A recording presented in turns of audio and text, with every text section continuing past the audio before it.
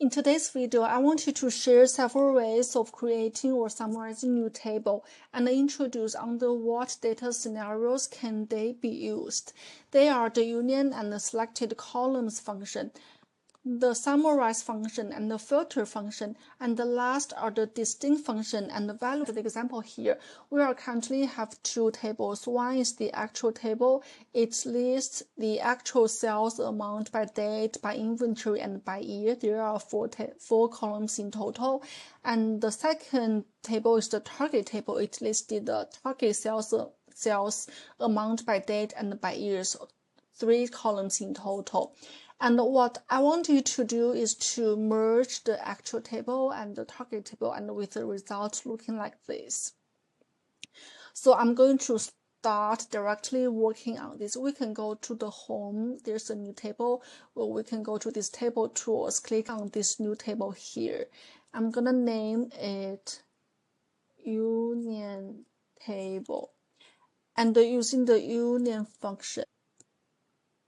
And just as I start typing the function, it automatically pop up, and we can press on the tab on the keyboards, and it gives a hint that we can type in the tables. This is table 1, and the following are table 2, table 3. So I'm going to type in the first table, and then the second table is the target. So actually the union function is pretty simple. You can just type in the union function and list all the tables that you wanted to merge. However, the point is that if you wanted the union function to work, all the tables you wanted to merge must have the same numbers of columns.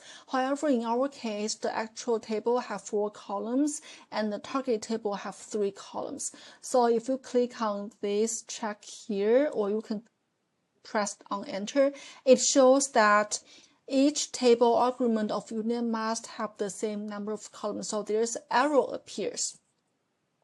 To fix these errors, this is where we can use the selected columns to help to fix these errors.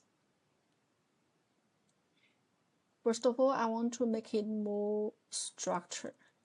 And I'm going to use the selected columns. It helps us to select a certain column from a table.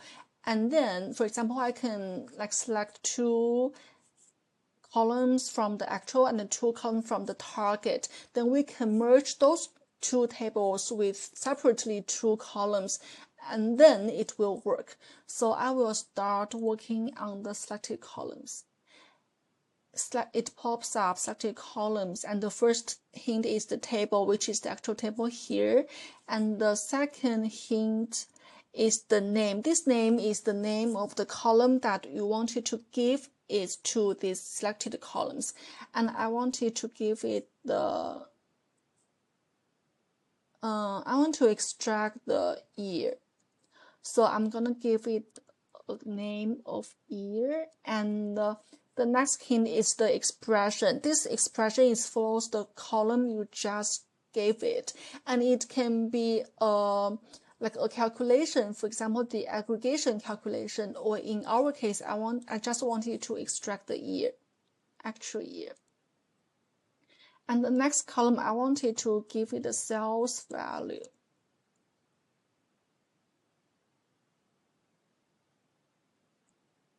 And I wanted to drag the sales amount here, and then the closing apprentice, following by a comma. So we are finished with the first table, and it gives us hints to go to the table 2, which is the target here. So we are going to do the same thing. The selected columns. The first hint is the table, and the next name is the year, the same as the first one. Target in this year, and the sales value. The closing apprentice. Now we are good to go. So we can see that there are 2 columns, the year, which is this one we selected, and the second number is the sales value. This is this one I selected. And in this table, we cannot tell which one is target and which one is the actual amount. So I want you to add a third column. I will add it before this closing apprentice, and I want to give it a name as the category. And the next one, I want to give a string to it, a text. This is from actual table, so I want to give a tag as actual sales, and I'm going to do the same for the second one. For this category in the second table, I want to give it as target.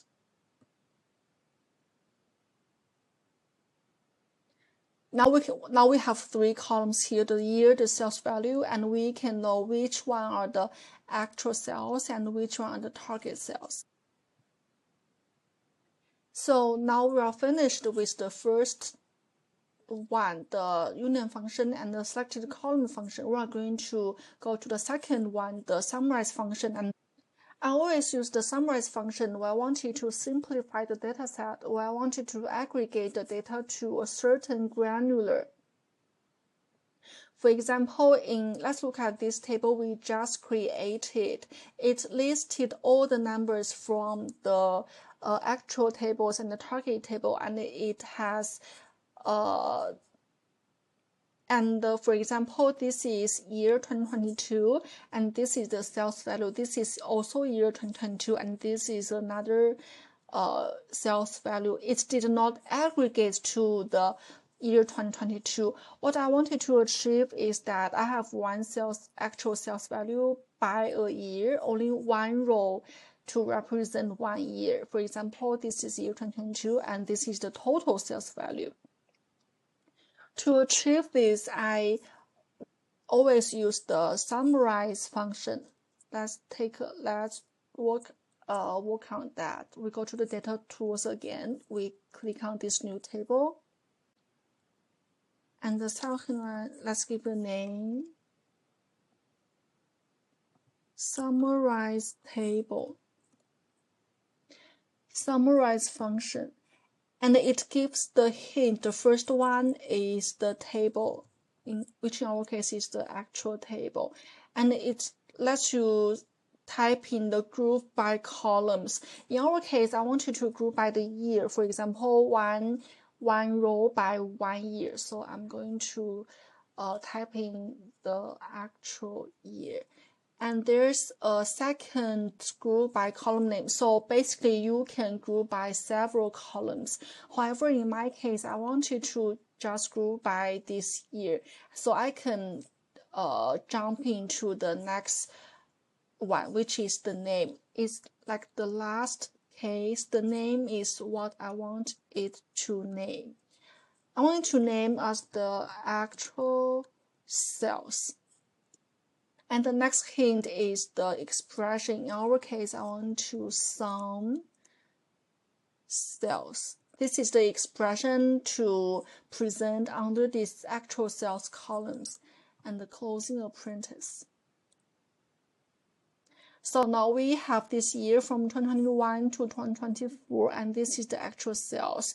To know if this is correct, we can create the table here and drag the year and the sales here to take a quick look, year and sales. So this is equals to the numbers here, so we are doing it correctly. And next I want to introduce when will I use the filter function.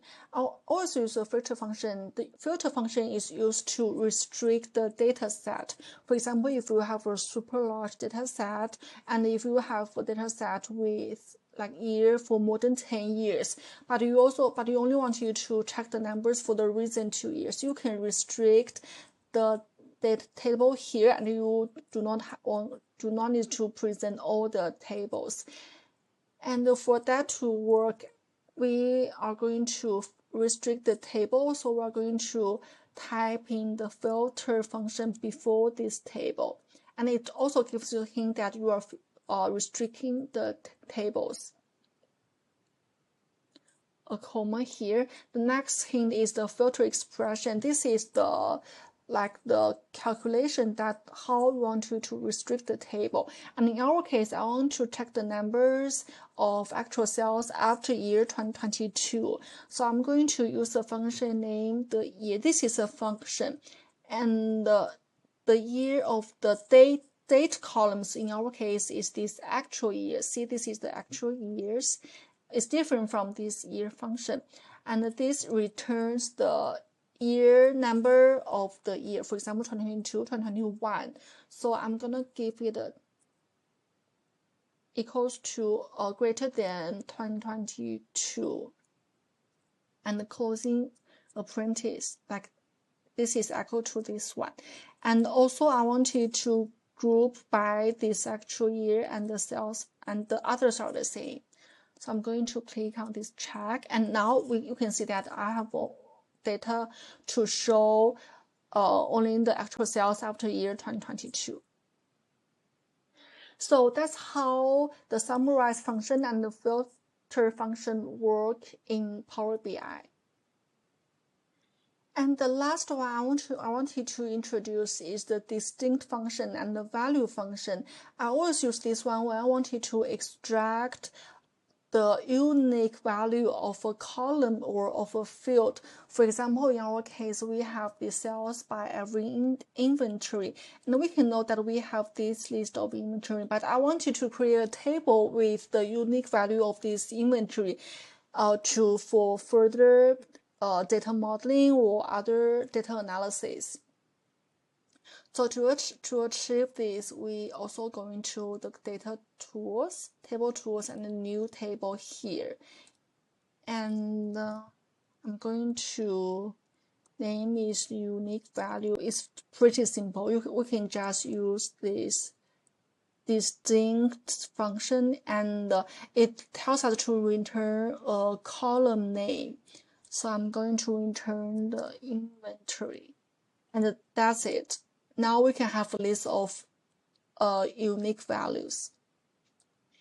And after having this, we can use this unique value as a fact, as a dimension table.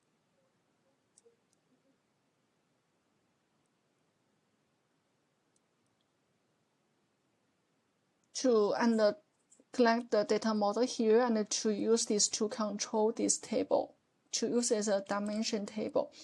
And it also works with the function value. It pops up, so it's pretty simple. It's just value, a table name or column name. I'm going to return the actual inventory, and the result is the same. So these two are interchangeable under some circumstances.